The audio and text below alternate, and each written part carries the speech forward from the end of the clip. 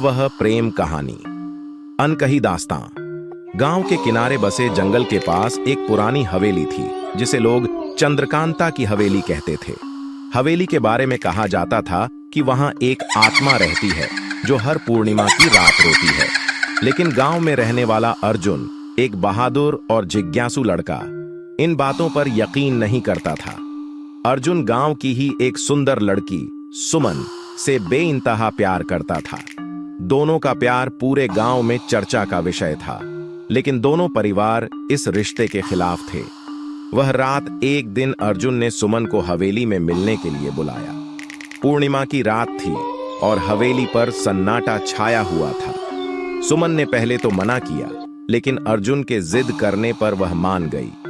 जब दोनों हवेली पहुंचे तो अर्जुन ने सुमन से कहा, यह सब अफवाहें हैं, मैं तुम्हें दिखाऊंगा कि यहां कुछ नहीं है।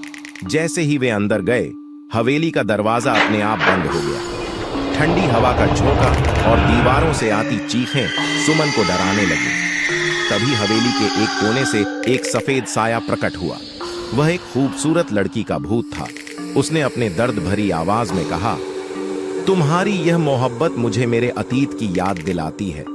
मैं चंद्रकांता हूं और मेरा प्रेमी मुझसे दूर कर दिया गया था।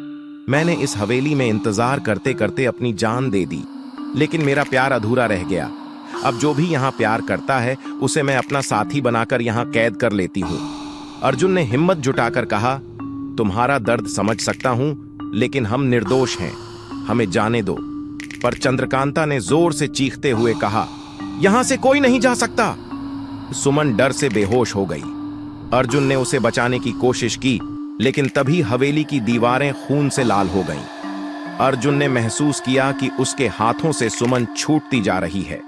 भूत ने सुमन को अपने शिकंजे में ले लिया और कहा, अब यह मेरी है। अर्जुन अकेला भागते भागते गांव पहुंचा। किसी ने उसकी बात का यकीन नहीं किया।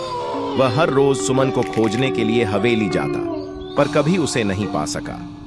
कुछ दिनों बाद अर्जुन भी गायब हो गया। आज भी लोग कहते हैं कि पूर्णिमा की रात उस हवेली में अर्जुन और सुमन की चीखें सुनाई देती हैं।